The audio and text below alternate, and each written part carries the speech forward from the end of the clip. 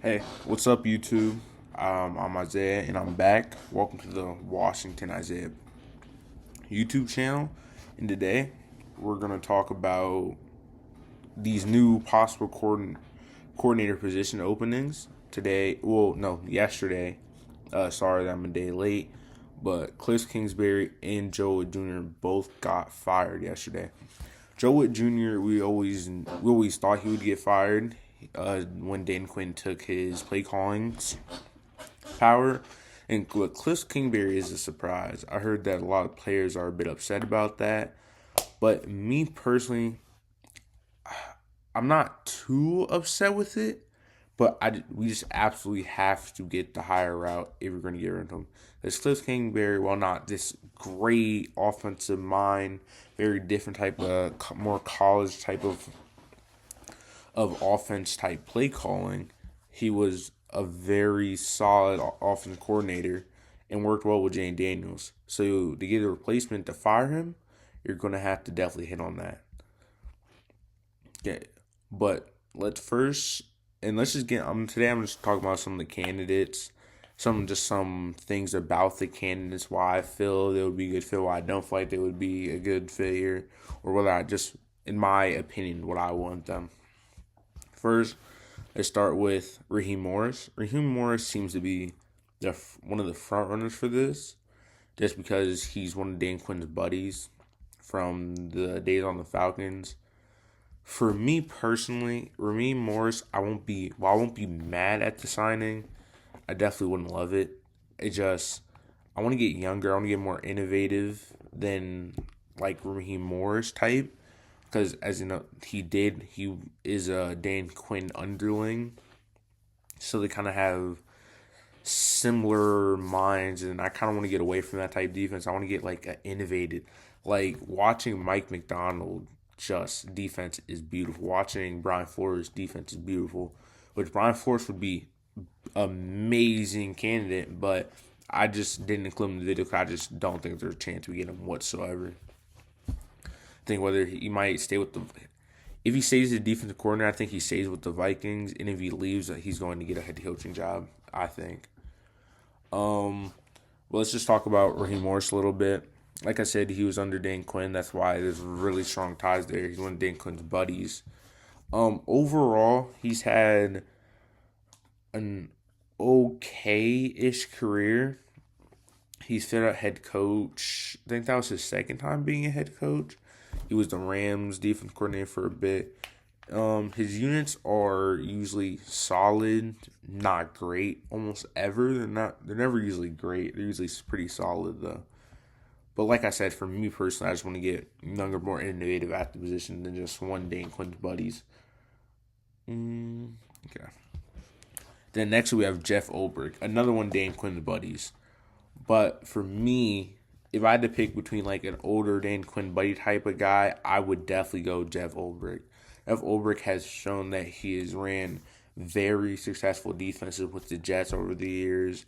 And last year with the Falcons, he brought that unit from one of the worst in the league to like I think it was 13th, which doesn't sound great.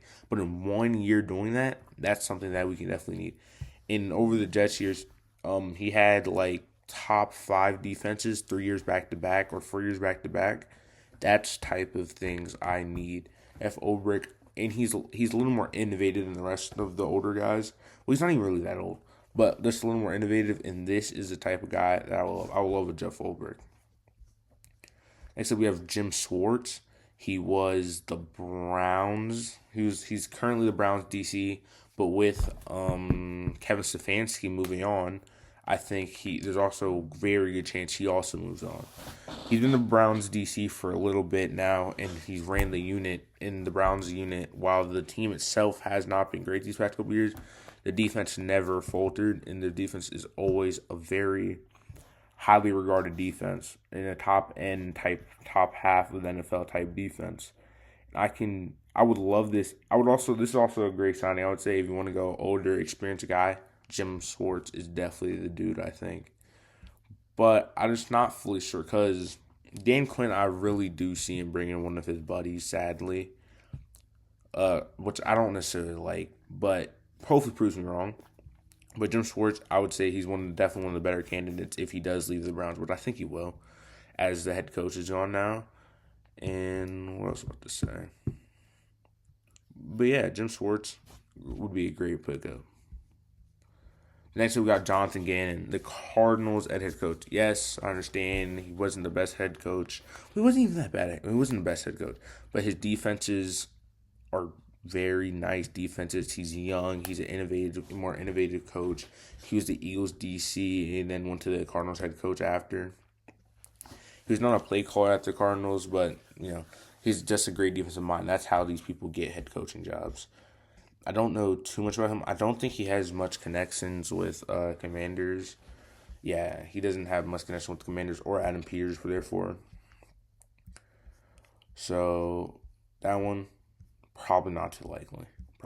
Like I said, the big ones that are very likely are probably Raheem Morris and Jeff Ulbrich, just because they have those connections. Then Quinn loves that brotherhood thing he talks about. And then the last one for me, this guy does have connections with Dan Quinn, is Al Harris. Al Harris, yes, he is very. He doesn't have a ton of experience. Well, he has no experience calling plays whatsoever.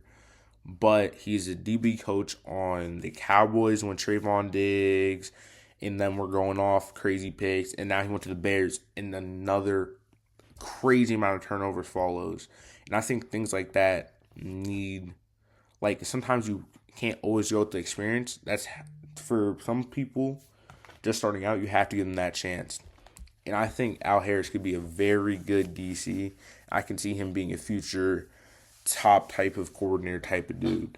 Just everywhere he follows, turnover follows. And he also did work with Dan Quinn in Dallas.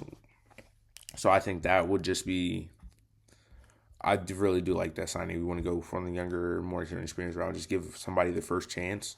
I would go Al Harris for me.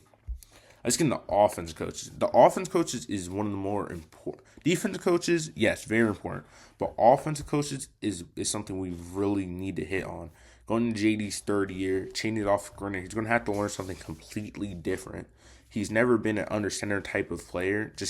In Cliff Kingsbury never made him do that. In college, he probably rarely did that. So this is going to just be a pivotal line for me. I want people from the Shanahan, the McVay type tree, what's it called? The Kubiaks, those type of trees, those proven offensive genius mind type trees. That's what I want.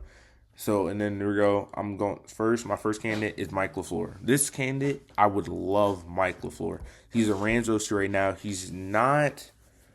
He has called offense plays, it says here, but he's not calling offense plays currently, I believe. He's just the Rams OC under Sean McVay, learning and just getting that, that Shanahan McVay type of tree type offense, which is an offense I yearn for those type of offenses. I really do want an offense like that. But a little more experience, of course, but you know how the Shanahans and the McVay type trees go. The next up we have Kevin Stefanski, yes, he did end up failing with the Browns, but before these last 2 years, I think he won the Coach of the Year twice because he ran and he brought the Browns out of a very low spot, and he calls offense. He knows how to call offense. He might not have been the best head coach near the end, or how he handled the quarterback and all that, but the guy knows how to call offense, and things like that is something we need. He knows to call just a great offense. And if they're looking for some experience, what I can see them going for, Kevin Stefanski is your guy. Tons of experience. That's why he became head coach in the first place. And the Browns' offense is usually like average on the pack, but he just never got to find that quarterback. Next up, we got Brian Daboll, another failed head coach, which I understand you might be like, Brian Daboll, why would you go for him? The guy knows how to call offenses too. He worked with Josh Allen back in the day. He did a nice job bringing up Jackson Dart this year.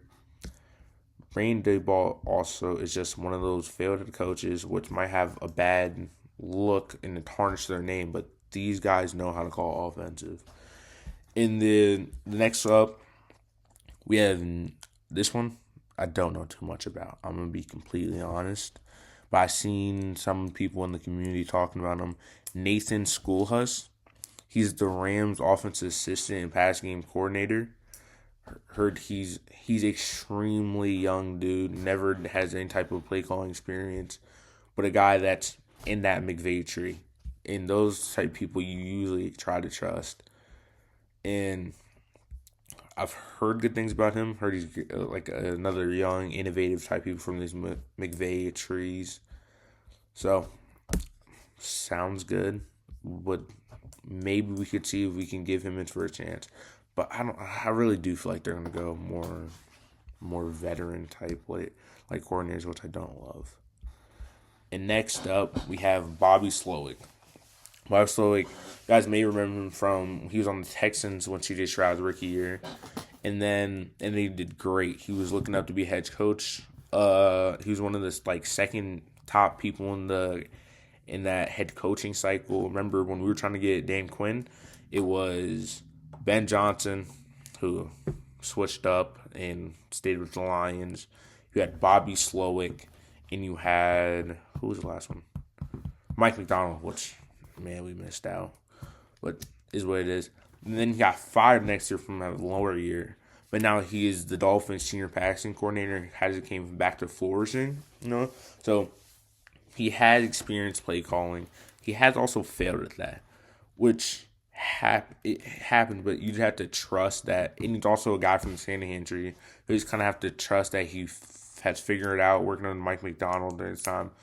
Oh, another offensive coordinator. This is that's about all for Bobby Slowick.